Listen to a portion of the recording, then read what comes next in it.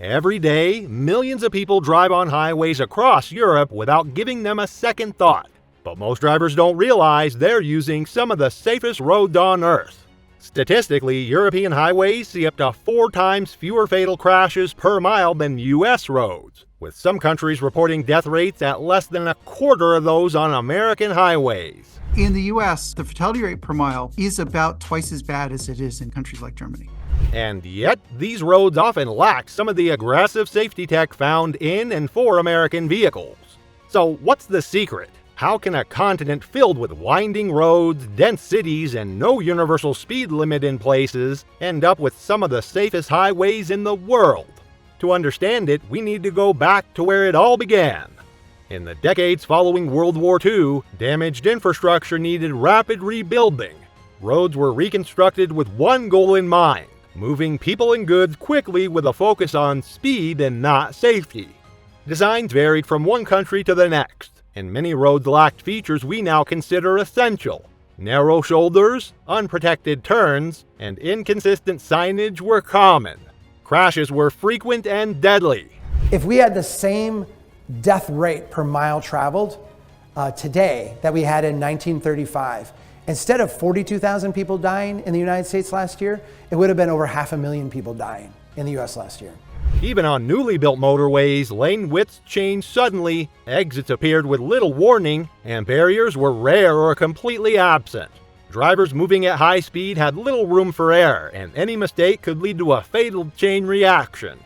Why were they built this way? Because in those early years, road safety wasn't a regulated science. Each country had its own standards, if any at all. Engineers focused on access and expansion, not crash survivability. That meant the outcome of a collision depended more on luck than design. It would take decades and a rising death toll for governments to begin rethinking what a highway should do and who it should protect. The turning point came in the 1970s. Rising traffic fatalities pushed European governments to confront the human cost of outdated road systems. Engineers and planners began to adopt a new approach, one focused not just on movement, but on survival. Early changes were modest but meaningful. Painted lane markings became more consistent. Guardrails were added along sharp curves, and exit signage was improved for better reaction time. Concrete medians started to appear on major highways to prevent deadly crossovers. These weren't just upgrades. They were the first signs of a philosophy shift. Roads would no longer be built solely to move vehicles. They would be designed to give drivers a second chance. Over time, the focus moved from patchwork improvements to deep structural change.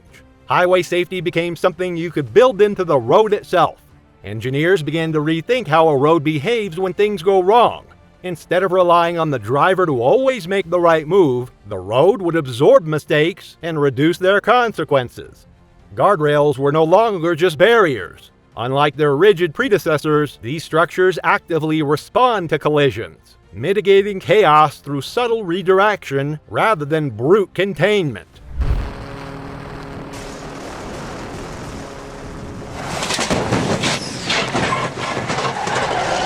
Shoulders were widened to give disabled vehicles a safe space to stop.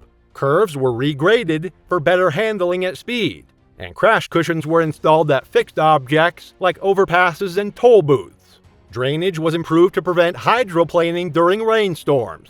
Visibility was addressed through high-contrast lane markings and reflective studs embedded directly into the pavement. Even the slope of the terrain beside the road was reshaped to allow errant cars to roll to a stop instead of flipping.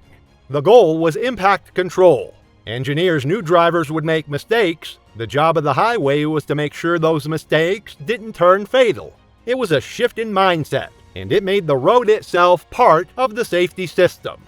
A new chapter in highway safety began when Sweden introduced Vision Zero as a national strategy.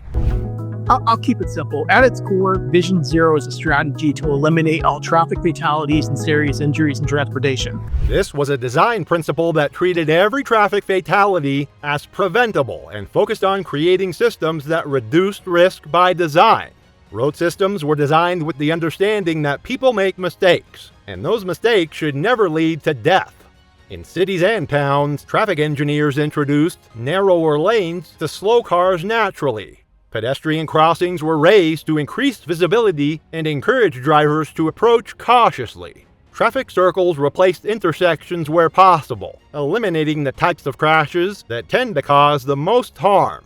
Planners adjusted curb layouts, added textured pavement near crosswalks, and redesigned turn lanes to reduce sharp angles and improve visibility. Lower speed limits were enforced in urban environments, especially near schools and residential areas. The thinking was direct. The more force in a crash, the lower the chance of survival. So the design reduced the force before a collision ever happened. Every signpost, barrier, and lane marking reflected that commitment. Vision Zero treated safety as a system built into the road itself, rather than something that relied on individual behavior. The result was a measurable decline in fatalities over time. Across Europe, traffic safety became something planners could evaluate and improve through consistent measurement. The Euro-RAP program created a star rating system for roads, assessing the risk level based on design, crash history, and safety features. Roads with higher scores typically included physical dividers, guardrails, generous lane widths, and clear signage. Lower-rated roads tended to lack these elements and carried a much higher risk of severe accidents. The ratings were made public and shared with governments, city planners, and the general public. This transparency helped turn raw crash data into clear, targeted action. Dangerous routes were flagged, improvements were prioritized, and policymakers had a visual tool to support investment in safer infrastructure. The STAR system also helped countries benchmark their progress and track which changes had the biggest impact. Instead of relying on assumptions or outdated reports, engineers could focus their efforts based on real-world evidence. Road safety began to operate more like a science, driven by data and guided by continual feedback. In the United States, highway design follows a different path. While some interstates offer excellent safety features, the overall system remains uneven. Decisions about speed limits, lane width, and safety investments often vary from state to state. Some highways use outdated layouts with narrow shoulders and limited crash protection.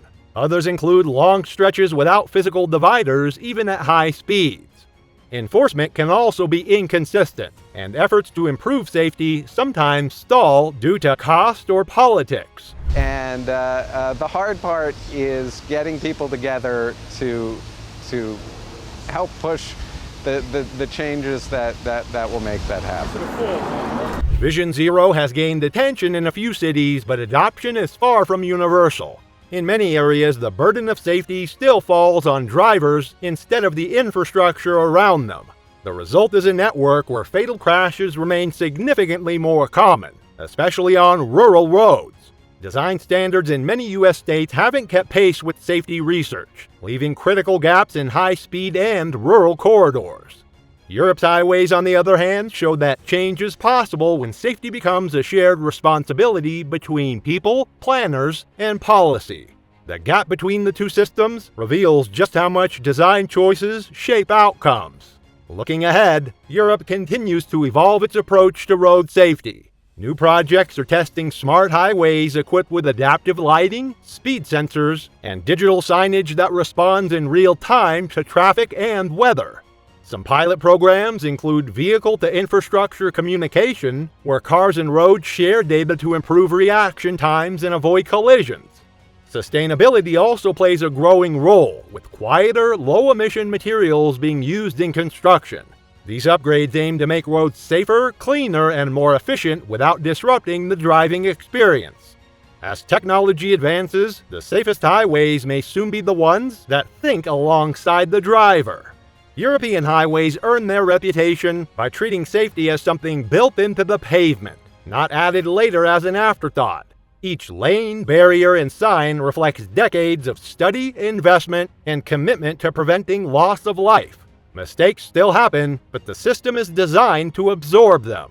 That philosophy continues to guide new improvements in policies, shaping a network that evolves with its users. The question isn't whether a road can be made safer, it's whether the people responsible are willing to make it so. Europe's highways answer that question every day, 1 kilometer at a time.